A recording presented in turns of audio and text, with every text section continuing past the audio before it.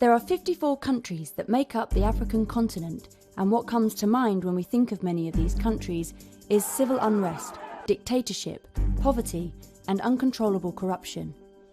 While the reality on the ground can be very different from this image popularised by Western media, one thing remains painfully true.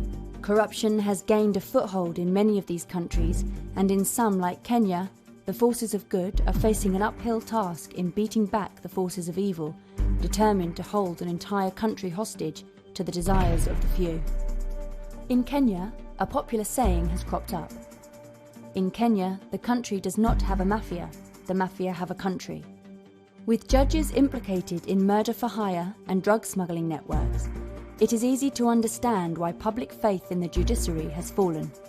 Efforts by the executive and legislative branches of the government to eliminate corruption and fight the hidden mafia have resulted in unintended casualties and an empowered class of the corrupt.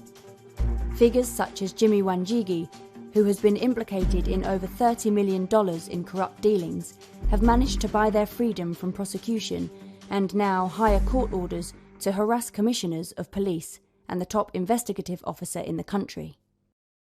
The war on tax evaders and money launderers has similarly been turned on its head, with the tax collection body, KRA, watching helplessly as serial tax dodgers are handed get-out-of-jail-free cards by corrupt judges. Under the leadership of Commissioner General James Mburu, KRA was able to uncover over $3 trillion in untaxed income belonging to a cartel of Kenyans who own and operate mega businesses either directly or through family members or associates.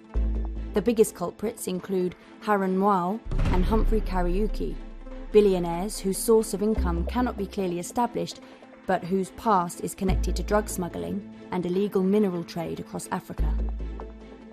Trouble began in early 2019 when a business co-owned by Kariuki and Mwau, Africa Spirits Limited, was flagged for not paying the appropriate taxes it owed. Despite being an alcoholic beverage producer, the company had bribed a tax official so that the tax they paid applied to soft drinks and juices, which was considerably lower. This meant that at the time of discovery, the company owed $4 million in unpaid taxes. A closer look into the business highlighted other areas of concern for investigators. Several other businesses, owned or operated on behalf of Mr. Mwau, were also not paying tax or indicating signs of being part of a money laundering scheme. The two foremost contenders were the Westgate Mall and Kingsway Tyres. Westgate Mall is a luxury shopping mall catering to high-end residents and operated on behalf of Mr. Mwau by an Israeli national, Alex Trachtenberg, and members of Mwau's family. Kingsway Tyres is owned by the Shah family, Sanjay, Manish and Minoj, who also part-own the Village Market Mall. Other registered owners of Village Market Mall include Charterhouse Bank and Haran Mwau. In uncovering the tax evasion by Mr. Mwau, the tax collected descended down a rabbit hole that revealed one sobering truth. The amount of wealth accumulated by Mr. Mwau and Mr. Kariuki could not be explained through their business alone. Something else was contributing to the millions being laundered through Charterhouse Bank, the malls, and Kingsway Tyres. The answer came in the form of two Iranians, Meraz and Hamid Ehsani, the directors of Charterhouse Bank. In the late 90s, the US government had investigated Mr. Mwau on suspicion of smuggling drugs from Iran into the US through several African ports.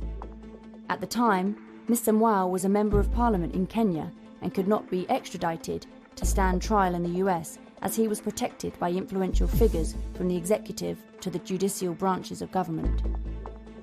Frustrated, the US State Department banned Mr. Mwau from travelling into the US, along with others involved in his illegal activities. The renewed investigations into Mr. Mwau's wealth and tax evasion threatens to once and for all uncover his true connection to the international illegal drug trade and the true source of his wealth. Mr. Kariuki, on his part, has been involved in illegal mineral smuggling from the Democratic Republic of Congo and Zambia, acting as a middleman for the black market dealers accused of robbing Africa dry of her natural resources.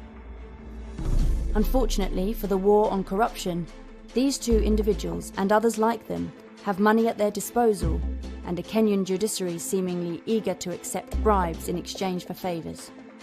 28 separate court rulings have barred KRA from collecting unpaid tax dues, and 6 court orders have forced the release of tax cheats and recovered assets.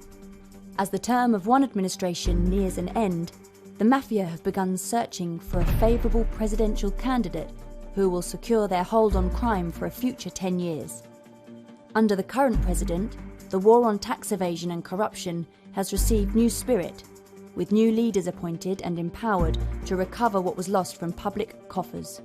But as the political heat increases, the mafia has put its support behind their candidate of choice, William Ruto, a man implicated in corruption, murder, betrayal and torture of his political opponents.